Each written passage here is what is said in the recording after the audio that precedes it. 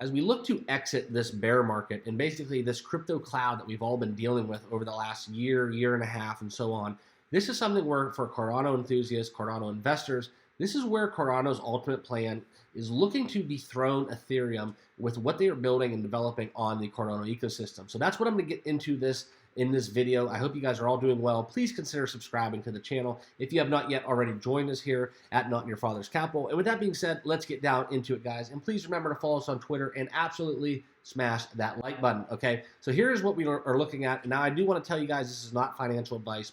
Let me preface this by saying do your own due diligence, your own homework and research with all things crypto, all things financial. And what I'm talking to you guys about is my own personal opinions as it relates to my own investments and wallet. Okay, so this is Cardano basically, and it is touted as one of the Ethereum killers, okay? And we all know the backstory with Hoskinson leaving Ethereum and basically going on his own way to be one of the developers and creators of Cardano, and has this dream and goal in mind to eventually use Cardano in a way that has never been seen in crypto, okay? So this is where, you know, in 2017, Hoskinson, Wood, and their team basically has been steadily making moves in the blockchain space, okay? So now what we're seeing is basically Cardano's Hydra being launched, okay, with the first mainnet compatible launch in Hydra this past week. This is going to be huge, guys, for Cardano, okay? Scalability is what is going to be absolutely crucial as we get into the new wave of crypto. We get into Web3. This is where scalability and Hydra are going to be something where Cardano's backbone begins to be formed, okay? The transactions per second has gone exponentially up, okay? There has been some tepid aspirations being done. A lot of people are just kind of scaling back on what the expectations are for Hydra, but it is still going to be an absolutely robust response to the integration into Web3. Now, furthermore, when we talk about basically smart contracts and native tokens alike, okay, this is another significant advancement that we are seeing basically within Cardano's ecosystem, okay? And this is going to allow Cardano to basically self-execute all of these transactions and basically automate their blockchain further to the capabilities that it basically is setting out to complete, okay? The transactional volume, guys, is off the charts. Cardano is continuing to build, and it isn't something that is just staying put.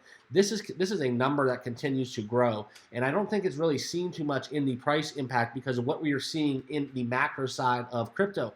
All right, when you're having these huge organic increases within a platform, within an ecosystem, and you're not necessarily seeing it, and it's not reciprocating the effect on the chart, on the price action, that isn't necessarily a problem. That is a sleeping giant, okay? And that is kind of how I feel about Cardano. Their adoption is booming. We're seeing a lot of native tokens increasing. We're in the millions of transactional volume, guys, and it is just basically continuing to scale, and silently. That is what I want to emphasize. It is very, very silently scaling, okay? Now, also, to get back to the theme of this video, Cardano and how they fare against Ethereum in being the so-called Ethereum killer, okay, Ethereum's dominance has basically, due to its high adoption rate, all right? And this is essentially what we're seeing, you know, Cardano lagging. They still haven't had that adoption. Now, that's what I want to tell you guys and talk about further, is because Cardano, you know, as we are sleeping, and we're this giant sleeping giant, if you will,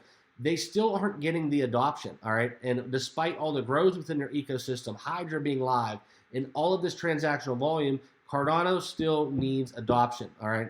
And I think that's what we're going to get when we get the next wave of the bull run. And I think a lot of projects, you know, I have a lot of projects on my mind, on my radar, where I'm just basically in them because I need to have something that, you know, Bitcoin, Ethereum, they're always going to be there, right?